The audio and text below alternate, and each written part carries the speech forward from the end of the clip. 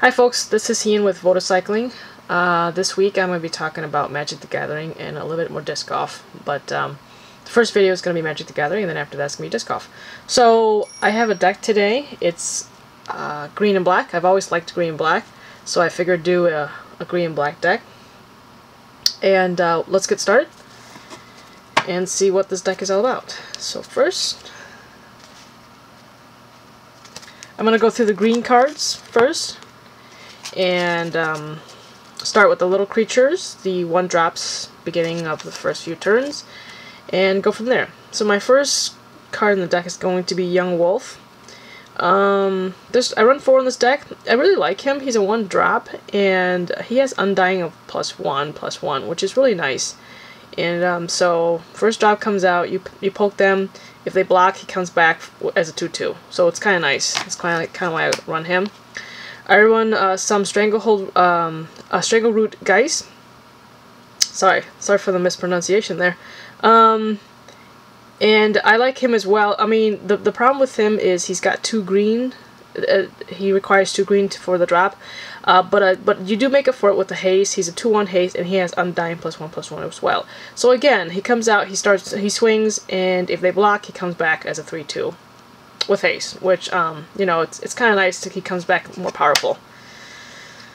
So there are the 2 little guys. I just run these in here. There's only one of the Increasing Savagery. It's just, I run it in here because, it's just if I need to beef up 1 creature. Usually this deck revolves around offensively. And if there's 1 creature on the board and the other person's got little weenies, I just put this on my, either whether it's a weenie or not. And I just ring with my 1 creature. I just run 1. It's just more for fun. And like I've said in my previous videos, I play for fun, so it's not really tournament play or anything. So I just like it because that's why I only run 1. It's a nice card. I also run 1 of him. He's got 3 greens for the drop, plus 2 colors. So that's why I don't really run more than 1 of him, because if he's on the board, he's got Undying. He's got Vigilance and Trample, so he's pretty good as it is, and it takes a bit of resources to drop him, so that's why I only run 1 of him. My next card is a Planeswalker, actually, and it's actually the Grook. It's right here. It's the Grook.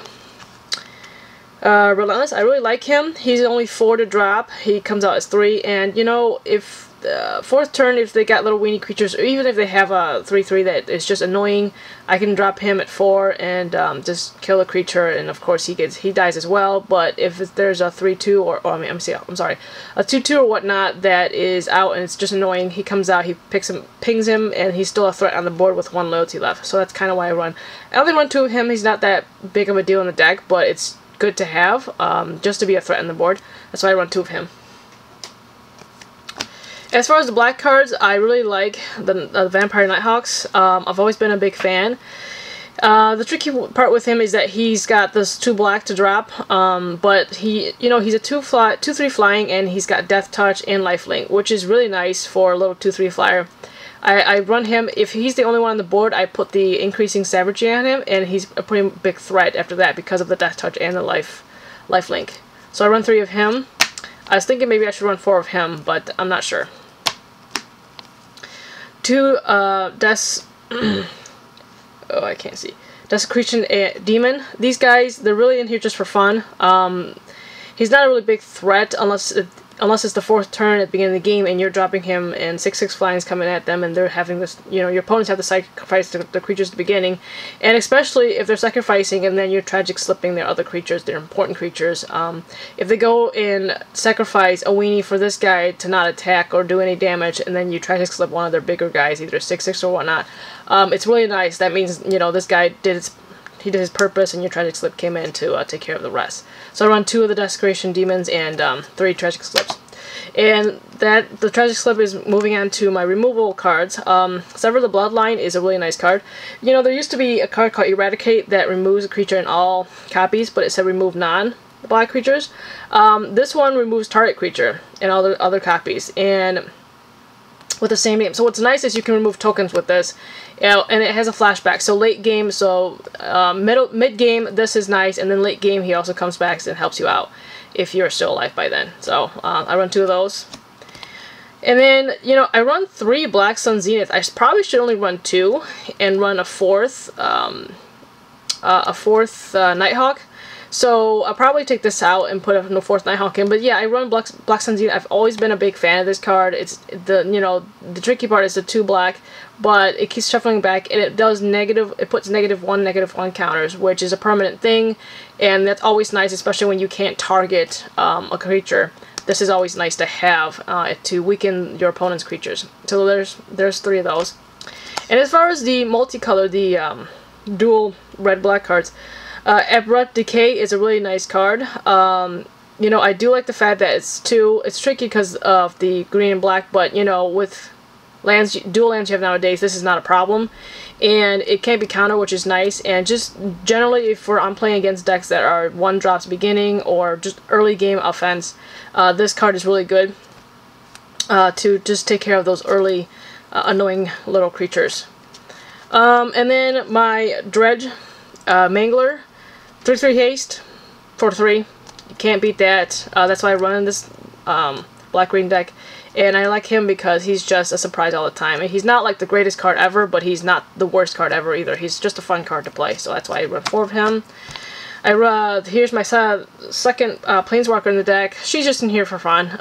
If there's 5 and I have nothing else to do with the deck, which I really don't have anything to do with the deck. I mean, I usually make decks that I always have something to do every turn. But she's just in here just for fun. She's a pretty big threat on the board. Once she comes in with 5 loyalty counters. And if you use this top ability, she's now 6 loyalty counters. So if a creature attacks her, then, you know, there's a risk of losing a creature if it damages her. So that's kind of why she's nice. But if she gets through the first turn, she can start just picking off permanents, which is a really nice feature. And the main reason why I made this deck is the Glissas. She's just awesome in general.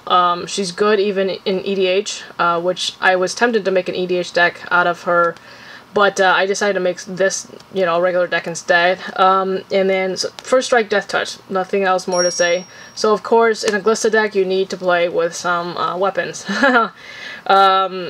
So I run swords of 2 different swords, 2 of the War and Peace and 1 of the Feast and Famine. That's really all I need in the deck. It's not, I mean, once one of these swords, or even 2, 1 of them is a big threat already, 2 on the board is just overkill. So, you know, 3 Glissas and 3 swords, and I just figured that'd be enough for the deck. Again, this is just a fun deck. Overall, it runs pretty well, but it's not going to win tournaments or anything, but it's good enough to play in tabletop. And as far as the lands, I run 3 Evolving Wilds. Simple, self-explanatory, fetch me some lands. There's a lot of cards that are double green, so I run more forest, more green mana than the black mana. I run 5 swamps. 1, 2, 3, 4, 5. And I run 5 forest, and the rest are dual lands. Your woodland cemetery, very standard, and then your overgrown tombs. I don't run the true dual lands that often, but this deck I do run it because it's just, I don't have another options besides the woodland cemetery. So I'm sorry. I'm pretty sure there's new options now, but I don't have it yet. So that's why I run the 4 overgrown tombs. So there's 8 dual lands, 3 evolving wilds. Overall, the deck runs really well. I've never had a problem where I can't drop any of my double green manas. And so yeah, so that's pretty much the deck. I'm going to shuffle real quick and give you guys a glimpse of what a hand would look like. So yeah, this is more of a offensive, aggressive deck compared to my other decks that I've had on my channel. The other decks I've had on my channel are all mostly control, and this one's more of just kill creatures if there's there, and then try to get through with my creatures. Nothing awesome or anything super great or anything. It's just a really fun deck to play with, especially when you have swords out and you have other things to do with your undying creatures. And then people, you know, when Glissa hits his board, people don't, you know, they're just like, oh, she's just a 3/3 whatever, but then they forget that she's a First Strike Death Touch. So this is not a bad start to a hand. I mean, I have woodland and I have a forest. So only thing is the woodland only works if there is a a swap of forest, so that's fine, that works. So then, you know, first turn I'll drop the forest, And then second turn, I'll draw and drop the Strangle Root, the Geist, and you know, there we go. There's 2 coming at you. And then next turn, hopefully it's a land. It's not, but I got an Abrupt Decay that could destroy something in the way. We have enough lands. All we needs 1 more land. The Glissa and Dredge would be a threat already. But in the meantime, there's 3 more 3-drops in my hand and a 2-drop to destroy an annoying creature or an elf. I'm kind of getting mana hose with this right now, but that's pretty much the idea. I'll try one more hand so you guys can see what's going on, and then we'll get out of here. Okay? So yeah, thanks for stopping by, guys. If you have any suggestions on what else to do with this deck, by all means, please tell me. I am always up for suggestions. I know Magic has come a long way since I made this deck, so I'm sure there's way more better cards out there for this deck. So again, you guys are probably more up to date than I am. I've been busy with other hobbies, so... Alright, so we got 3 lands this time with an Overgrown Tombs, and of course another Geist in my hand. So this is a pretty good start. I would drop this and leave it tapped. This is already considered Forest in the Swamp, so I can just drop the Woodland and play the Geist, and then from here on out, any 3-drop is awesome. So that's a good draw right there. Another 3 down, another Haste.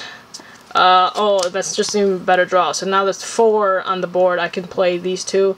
This would be just an annoyance for the opponents, and this would just be a little picker, and then put some more wolves on the board. So anyway, so there you go. It's a black-green Glissa deck, just for fun, and I hope you enjoyed it. Please subscribe, leave comments, and I will see you guys next time.